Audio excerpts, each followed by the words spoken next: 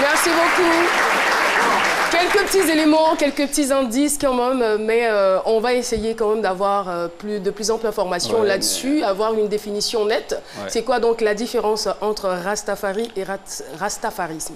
En fait, Rastafarisme, c'est le peuple qui nous appelle comme ce qui a donné ça. Nous, on n'est pas des Rastafarismes. C'est un abus de langage. C'est un abus de langage. On est des Rastafari. Parce que le Rastafari, c'est le nom de quelqu'un, c'est le nom de Sa Majesté. En fait, ce qui me surprend un peu, c'est que je pensais qu'on ne nous connaissait pas, mais en fait, on nous connaît quand même un petit peu. Mais je voulais dire une chose. Tout à l'heure, Caroline a dit le fils de Jah. En fait, moi, je ne suis pas son fils. Moi, je suis un soldat. Non, je parlais plutôt de Dr Philo. Ok, d'accord. Mais ce n'est pas lui, c'est Kajim, le fils de Jah. Le fils de Jah, c'est Kajim. Le vrai fils de Jah. Voilà, c'est Kajim. Voilà. Et pour dire que Rastafari est notre foi. Hein, le monsieur, il a bien dit, c'est le nom de son impériale majesté. D'accord. Et un nom, on ne le isme pas. Voilà. C'est le Rastafari. Sinon, ça déforme ce que c'est à la base. Mais c'est quoi l'origine? L'origine de ce nom? L'origine, c'est théocratique. Ça part depuis la Bible. Voilà. On nous annonce un roi qui siégera sur le trône de David. Et Sa Majesté est le 225e descendant de la reine de Saba et du roi Salomon. Voilà, il y a cette fameuse histoire de la Bible qui raconte le passage de la reine de Saba à Yerushalayim, où elle rencontre le grand sage Salomon, parce qu'elle aurait appris qu'il y avait un roi qui avait une intelligence similaire à la sienne. Donc elle va le rencontrer et elle dit « Ah, ce que vous m'avez dit n'est pas juste, je rencontre quelqu'un qui a une intelligence au-dessus de la mienne. » Et le roi Salomon tombe amoureux d'elle. Elle met au monde Baïna Lakem, qu'on appelle David II, et qui prend le pouvoir en Éthiopie comme roi, et c'est de lui que descendent tous les rois d'Éthiopie, dont son impériale majesté Haïlé Sélassie, qui couronne la prophétie en portant le nom de roi des rois, seigneur des seigneurs, lion de la tribu de Yehuda. Voilà. Est-ce que ce serait possible d'avoir plus d'informations sur celui qui est votre roi des rois, qui est votre seigneur des seigneurs? Bon, tout ce que nous on peut dire au monde, d'abord il faut que je dise une chose. Rastafari, c'est une affaire d'initié. Il y a des choses que nous avons, qu'on nous a dit de conserver conserver jalousement. On ne donne pas tout. Parce que Rastafari n'est pas une religion, on ne fait pas de prosélytisme. C'est celui qui le sent, celui qui le vit, comme dit Bob Marley, who feel it, knows it. C'est-à-dire celui qui le sent, le sait. Et c'est lui qui va. Nous, on ne fait pas de prosélytisme. On ne dit pas à quelqu'un, donne ta vie à Haïlé Sélassie. Non. C'est celui qui a compris. Ah, donc c'est à lui que vous donnez vos vies, en fait. En vérité. Et c'est celui qui comprend, qui s'y met. Je prends un exemple simple. Tu dirais à quelqu'un d'une autre religion, donne ta vie à ma foi, à moi. Tu pourras lui donner ta foi, mais est-ce que tu pourras lui apporter la paix? La paix, on ne donne pas la paix à quelqu'un. La paix vient de l'intérieur. Alors que quand quelqu'un trouve quelque chose, il conserve avec ce qu'il a de plus fort, avec l'intérieur. Vous voyez? Donc c'est pour ça qu'on ne fait pas de prosélytisme. Le Rastafari, c'est quelque chose... Mais je veux dire, en même temps, chacun a sa foi. Oui. Et chaque foi a aussi ses principes. Bien sûr. Voilà, donc parlant de d'autres religions, nous respectons toutes les religions. Vous savez, Dieu, il est tellement immense et souverain qu'il a donné la possibilité à chacun de faire son choix. C'est la raison pour laquelle nous vous recevons sur ce plateau pour que vous puissiez nous expliquer en tant soit peu les dogmes sur lesquels vous vivez, les bases, les fondements de votre foi. Alors, vous nous dites que Haïlé Sélassie est le roi des rois, le seigneur des seigneurs. On voudrait bien savoir quel genre de personnage il incarnait, qu'est-ce qu'il apportait à sa génération, qu'est-ce qu'il apportait ou qu'est-ce qu'il continue d'apporter au Rastafari que vous représentez. Sa Majesté, d'abord, on va aller déjà de manière physique. Sa Majesté est le fondateur de l'OUA. Hein? C'est le fondateur de l'OUA. Ça a été le plus grand combattant de l'unité africaine. Il a œuvré toute sa vie à lutter contre le racisme, la ségrégation. À l'époque où tous les pays africains étaient sous colonisation, l'Éthiopie est le seul pays à n'avoir jamais été colonisé par qui que ce soit. L'Italie l'a occupé peut-être 3 ans et la demi après, Sa Majesté reprend le pouvoir. Donc Sa Majesté était la seule personne libre qui pouvait parler librement de la ségrégation de Nelson Mandela qui était en prison. Il était le seul qui luttait contre ça. Donc, ça fait que Sa Majesté, pour les Rastas, reste un modèle de vie parce que c'est un homme intègre. Sa Majesté, il s'est marié à une seule femme. Au moment où sa femme quitte la chair, Sa Majesté se fait fabriquer un lit d'une place. Et voilà celui à qui nous voulons ressembler. Pour nous, Sa Majesté, c'est l'être humain parfait. Voilà. C'est juste un modèle, comme on en rencontre aujourd'hui. C'est un modèle au premier degré. Maintenant, il y a des degrés et des degrés. On y reviendra certainement, Jean-Michel. Alors moi, je sais que votre avis ne met pas tout le monde d'accord, mais je ne voudrais pas entrer dans le côté religieux de l'échange, mais plutôt seulement sur le côté modèle exemplaire. Alors quand on prend un personnage comme Ménélik II, qui lui aussi est éthiopien et qui fait partie de ceux qui ont défendu l'Éthiopie, qui l'ont protégé des invasions, c'était un grand stratège militaire, un homme d'une pétillance intellectuelle rare. Alors est-ce que l'intelligence et le courage, c'est-à-dire quand je parle de courage, la bravoure, la capacité à défendre, à protéger un territoire, suffit pour faire d'un personnage un roi des rois ou seigneur des seigneurs? Parce qu'en la matière, il y a plusieurs exemples sur le continent africain. En vérité? Beaucoup d'exemples. Et parlons aussi de défense de l'unité africaine. Enfin, il n'est pas le seul à l'avoir fait, il y a d'autres noms. Comme Nkrumah, ouais, est-ce que ça transfère directement à ces personnalités-là un pouvoir divin ou un statut de perfection humaine? Et voilà pourquoi, tout à l'heure, j'ai commencé par dire... Sinon, normalement, si c'était ce qu'on regardait, on n'aurait pas parlé de Sa Majesté, on aurait parlé de Ménélik. On aurait parlé de Johannes. Oui, parce que c'est des gens qui ont pris les armes. Parce qu'il y en a plusieurs qui ont... C'est des gens qui ont pris les armes. Voilà, donc la prophétie annonce quelqu'un, on vous dit, il ne redressera pas le roseau qui fléchit. Moi, je voudrais que vous répondiez à ma question. Non, je viens, parce que c'est un cheminement. Les critères que vous avez cités, à savoir l'intelligence... C'est un cheminement, je vous explique. Oui, j'ai compris votre cheminement, mais je veux une réponse à ma question. Vous avez parlé de pétillance, enfin d'intelligence. Vous avez parlé de défense d'un pays qui n'a jamais été colonisé. Vous avez aussi parlé de défense de l'unité africaine. Alors, je vous ai donné un exemple. Je n'en citerai pas beaucoup, mais de personnalité qui est entrée aussi dans ce sens-là. Est-ce que ça suffit pour conférer un statut divin à un être humain qui a un début et qui a une fin? Si vous me laissez... Qui a une essence et alors, Jean-Michel, on va laisser l'invité s'exprimer. Si vous me laissez faire mon cheminement, vous comprendrez où je vais. Rapidement. Je vous explique. On aurait pu dire que c'est Ménélik II qui est le roi des rois, parce qu'il portait aussi le titre du roi des rois. OK? Le Négus. Oui, il portait le titre de Négus. On aurait pu dire c'est Johannes. Mais pourquoi on n'a pas pris ces deux-là? Sa Majesté est celui qui a le moins combattu, je veux dire, qui a moins fait la guerre. Sa Majesté n'a fait que se défendre. Vous voyez? Mais pourquoi ça tombe sur lui? C'est pour ça, au départ, j'ai dit que c'est théocratique. Parce que Sa Majesté n'a pas été choisie par notre cœur. Sa Majesté est l'annonce d'une prophétie qui se réalise. Vous voyez? C'est-à-dire, j'aurais pu regarder même dans la famille de Sa Majesté, il y a un premier roi des rois qui s'appelait aussi Haïlé Sélassie, mais qui n'est pas celui-là. Celui-là, il porte réellement la réalisation du roi des rois, du Seigneur des seigneurs, et de la tribu de Juda. Non, mais je viens, parce que c'est un cheminement. C'est un cheminement, je vous explique. Maintenant, la prophétie dit, 2000 ans après l'apparition du Christ, doit apparaître quelqu'un. Avant son arrivée, alors, est-ce que vous êtes en train de dire que la prophétie suffit ce qu'on va faire, Jean-Michel, je vais vous poser une question qui va peut-être vous permettre de rebondir là-dessus. On va faire un langage de sourd parce qu'on n'arrivera pas à s'entendre si je veux dire quelque chose chaque fois je suis coupé. Vous avez beaucoup de connaissances en fait. Le truc, c'est que je ne veux pas vous développer longtemps. Vous êtes guide spirituel et je veux dire, cette religion ou cette spiritualité, comme vous aimez à le dire, vous l'avez rencontrée, vous l'avez découverte il y a environ 25 ans. Je veux dire, avant cela, vous pratiquiez peut-être d'autres religions, on ne va pas forcément revenir là-dessus. Mais qu'est-ce qui vous a réellement motivé à opter pour ce choix, à opter donc pour cette spiritualité? Et puis, qu'est-ce qui a véritablement changé dans votre vie depuis lors? Mais j'étais un religieux comme tous les autres. Je ne dirais pas de quelle religion je viens, parce que ça donne toujours l'impression qu'on veut dire que d'où on vient n'est pas meilleur. Non, il n'y a pas de problème, allez-y. Donc, mais en fait, je recherchais l'amour. L'amour réel. Et dans la religion où j'étais, on nous parlait de l'amour, on entendait parler de l'amour, mais les actes n'étaient pas d'amour.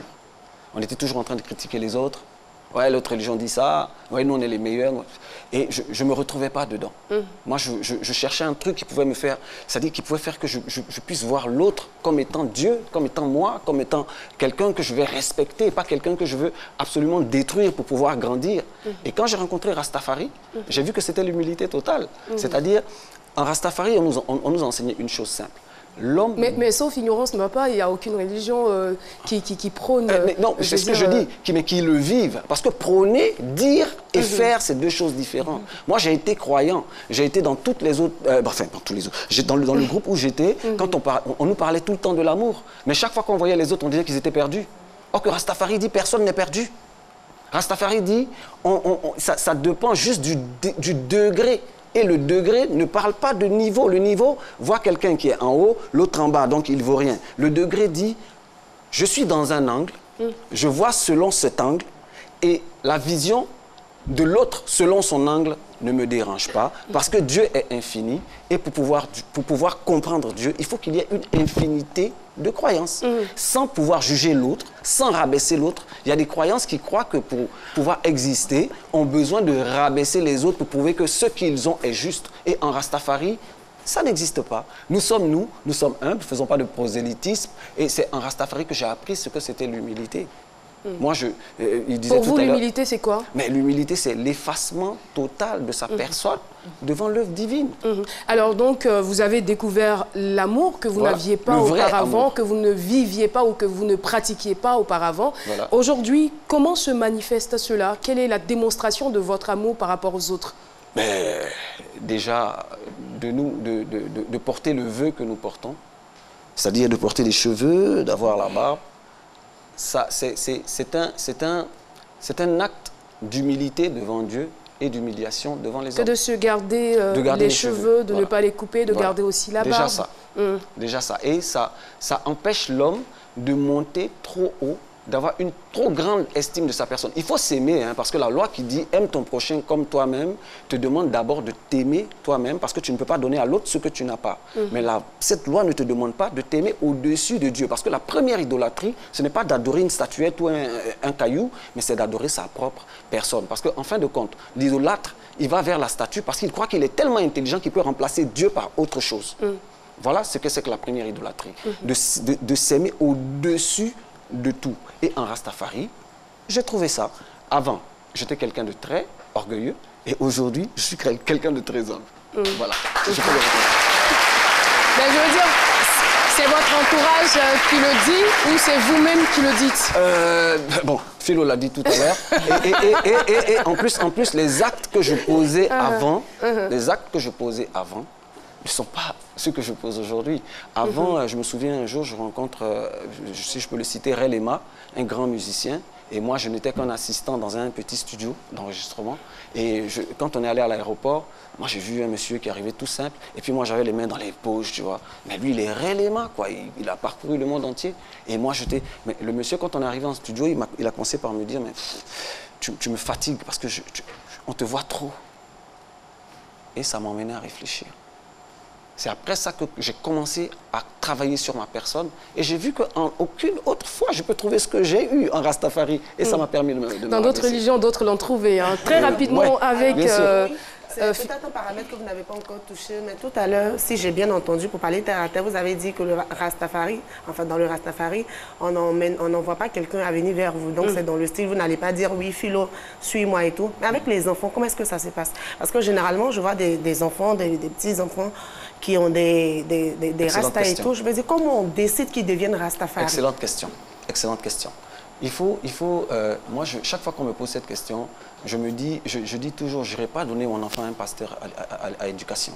Je n'irai pas donner mon enfant à un imam à éducation. Pourquoi? Parce que si je le donne à l'imam, c'est que je suis un menteur. Je pense avoir trouvé la vérité. Est-ce que vous n'avez pas l'impression que vous êtes en train de vous contredire? Les enfants sont éduqués. Écoutez-moi. Les enfants, on ne les oblige pas, ils sont éduqués. Comment un père ne peut pas prendre son enfant et le déposer ailleurs, à moins qu'il ne connaisse pas la parole de Dieu? Mais arrivé à un certain moment, l'enfant, il peut faire un choix. Chez nous, les Rastas, je vous explique. Chez nous, les Rastas, l'enfant, il naît dans la famille de son père, il est éduqué par son père, mais à l'âge de 12 ans, l'enfant a le droit de choisir ce qu'il veut faire. Et si à 12 ans, il décide de faire son choix? Parmi mes enfants, j'ai un qui est catholique, j'ai pas de problème. C'est ce que je vous dis. Je vous dis que chez nous, les Rastas, l'angle de vue des autres ne nous dérange pas. D'accord, c'est très bien. Eh bien, merci beaucoup. Seulement, ce que j'aimerais ajouter... Nathalie. Ce que j'aimerais ajouter, je dis à tous mes enfants, si tu veux être chrétien, sois-le comme la Bible le demande. Si tu veux être musulman, sois-le comme le Coran le demande. Ne le sois pas comme un humain veut te le montrer. C'est tout. Eh bien, avant de revenir, avant de lui redonner la parole, nous allons partir pour la question du jour. Cette question qui vous permettra de gagner 100 000 francs. Lequel de ces artistes est-elle invité témoin de l'émission d'hier? Réponse A, Venom DJ. Réponse B, Safarel Obiang. Envoie donc A ou B au 98 133 pour tenter de gagner 100 000 francs. Voilà, c'est une réalité. Je reviens toujours là-dessus et ils sont nombreux ceux qui jouent et ils sont nombreux aussi ceux qui gagnent. Alors, Naftali, on parlait donc de votre foi, de votre spiritualité. Naftali, il faut le dire, est un artiste, chanteur, compositeur, ingénieur de son et interprète, guide spirituel. Et cela fait environ 25 ans qu'il est dans la musique. Il a commencé par la musique de recherche. Ouais. Ensuite, il a commencé à composer, on va dire, des textes de rap. Voilà. Et puis, il a décidé donc de faire du reggae. Et voilà, ça donne ce que ça a donné. Aujourd'hui, il est vraiment à fond là-dedans. Donc, il nous parlait un peu de son expérience, de ce que cette spiritualité, j'ai toujours peur de dire religion, cette spiritualité lui a apporté. Il était même un fantôme à l'époque. Hein? Yeah, man. Ouais, il a été fantôme. C'est vrai. Ouais. Il a été fantôme. En tant qu'arrangeur. En tant qu'arrangeur, voilà. Je continue d'arranger en tant que Naftali aussi. Hein. Moi, personnellement, j'ai suivi cette première partie. Vraiment, le débat était houleux. Moi, j'étais même perdu à un moment donné. Il dit, ah, tu dors. J'ai dit, ah, je comprends rien dedans. Moi, je ne suis pas rentré dans ces connotations spirituelles ou autres. Moi, mais j'ai trop de problèmes. Si je dois prendre ça encore pour ajouter à mes problèmes. Ça va être chaud. Voilà. Moi, je vais de façon pratique. De façon pratique, l'homme de la rue vous observe aujourd'hui. Moi, je l'ai dit hors antenne à vos gars ici, je ne sais pas pour vous dire vos disciples. Dit que... mes frères. Voilà, vos frères, d'accord, ok. Tout est respecté. J'ai dit, aujourd'hui, tout va être clair. Parce qu'on voit les gens dans la rue, moi, je suis Rasta, moi, surtout à Djamé, même, Rasta, je ne sais pas, il faut que les choses soient claires. Exemple, vous dites que le Rasta fait du Rastafari, c'est un dépassement de soi, l'humilité, tout. Alors que ceux qui sont juste derrière vous, c'est des gens qui aiment se faire voir. Eux, c'est la forme. Oui, c'est ça. Je vais dire que c'est le jour et la nuit. Vrai ou faux? C'est vrai. Être gros bras et Rasta. Non, c'est pas forcément... Parce qu'eux, là, ils ne peuvent pas passer inaperçus. je te dis, en même temps, Rasta aussi ne passe pas inaperçu avec tout ça. Mais où se trouve l'humilité, où se trouve l'effacement de soi? Justement, parce que c'est pas toi qui prônes ta personne. Ta personne, elle est toi. Bon, les gars, moi, je vais à Samson, j'allais finir. Je ne comprends rien dedans, en fait. À tout à l'heure. Je comprends rien. Allez-y. Allez-y, vous pouvez répondre tout de même à la question. C'est-à-dire, ce que tu es force le regard. Ça fait que les gens te regardent, mais c'est pas... C'est-à-dire, imaginez-vous, si en plus que je suis Rasta, avec une grosse tête de gros cheveux, barbe et tout, et puis maintenant je rentre ici dans... Rastafari et puis, je voulais faire remarquer un truc. Hein. On dit que nous sommes des drogués, mais on n'a jamais vu un Rasta dans la rue crier, faire palabre. Attention. Non, c'est parce que ça dépend. Je suppose que je n'ai pas bien entendu ce que vous avez dit, mais en même temps, la question que j'ai envie de vous poser, c'est de savoir, est-ce que vous n'avez pas l'impression d'être incompris du commun des mortels? Totalement. Totalement. Et puis, on peut être aussi, si vous voulez, je peux vous expliquer ça, on peut être aussi une épreuve pour certaines personnes pour évoluer. C'est-à-dire, vous et moi, on est une forme d'épreuve l'un pour l'autre. Parce que si j'arrive à vous comprendre, j'ai réussi une épreuve, je grandis spirituellement. Si vous pouvez voir quelqu'un qui est différent de vous, que vous pouvez plutôt lui donner un peu de considération, rien que ça, ce que demande la Bible, mais vous grandissez spirituellement. Et c'est comme ça, nous sommes des épreuves les uns pour les autres. C'est ce que je dis toujours, au plus fort de tout, la spiritualité chrétienne ressemble au soleil, pas pour le truc péjoratif que les gens mettent dessus. Non, non, le soleil, ça donne la vie, ça fait pousser les plantes, ça éclaire nos vies. La lune, c'est les musulmans. Imaginez-vous qu'on enlève la lune de la terre. On enlève le soleil de la terre. Ça ne fonctionne pas. On doit tous s'aimer. On doit aller ensemble, converger. C'est l'amour de l'éternel Jah qui doit former. Et nous, on vous aime. Nous, on vous aime. Amen. Amen. Amen. Amen. Alors, Bob Marley, bientôt nous allons célébrer le 37e anniversaire de son départ. Qu'est-ce qu'il représente aussi pour les Rastafari?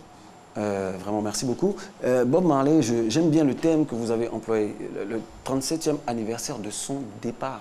Parce que Bob Marley représente pour nous, les Rastas, un prophète. Maintenant, je m'explique. Un prophète, on le reçoit de différentes manières.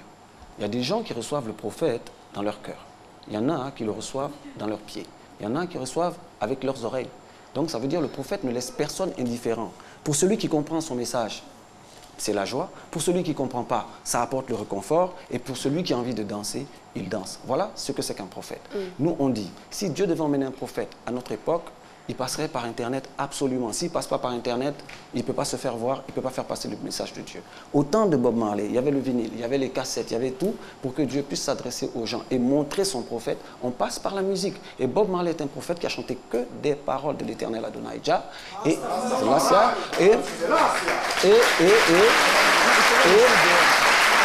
merci. Il a fait un travail sur l'humanité. Chaque fois qu'on me pose cette question, que je dis c'est un prophète, je dis comme un prophète. Mais je vous dis, il a influencé, impacté toutes les couches de notre société. Je ne connais pas quelqu'un qui n'a pas connu Bob Marley. Même Michael Jackson, avec tout son succès, ne sera pas aussi immortel que Bob Marley. Et pour nous, Bob Marley est le signe que la vie éternelle existe parce que le psaume 112 dit « Celui qui craint l'éternel ne meurt jamais. » Il reste un souvenir dans la tête de ceux qui le voient. Naftali. Dernière question. Est-ce que vous vous sentez heureux? Est-ce que vous vous sentez libre? Est-ce que je me sens? Est-ce que vous vous sentez heureux? Est-ce que vous vous sentez libre? Je me sens totalement libre. Je vous explique pourquoi. Moi, je suis libre d'être ce que je suis. Vous, si vous êtes comme ça, vous ne pouvez pas travailler à la BAD. Si vous êtes comme moi, vous ne pouvez pas travailler à la BAD. Moi, je suis libre d'entrer où je veux, comme je veux. Si le tonton qui est là, il était comme moi, il ne peut pas travailler ici à la RTI, je suppose. La liberté suppose que l'homme est libre. Vous savez, pour que Dieu soit avec un peuple, il faut que le peuple soit libre. C'est pour ça que Dieu libère le peuple d'Israël, d'Égypte. Tous ceux qui sont enchaînés ne peuvent pas connaître Dieu. Parce que quand tu es enchaîné, tu es esclave et esclave de force obscure. Nathalie,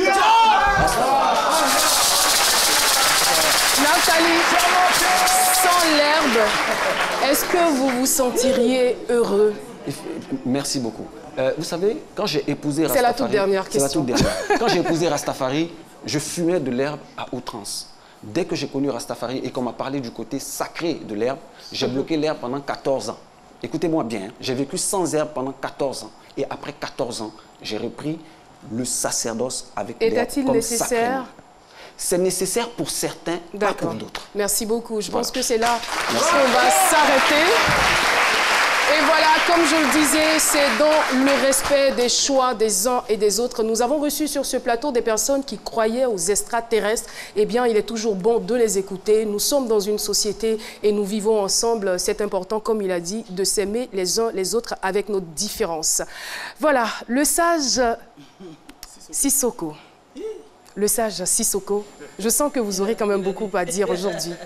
Bah oui, Caro, je vais essayer de faire comprendre à ce public, aux téléspectateurs, ce que je sais. D'accord. L'expérience de ma vie. C'est parti, on vous retrouve juste après ceci.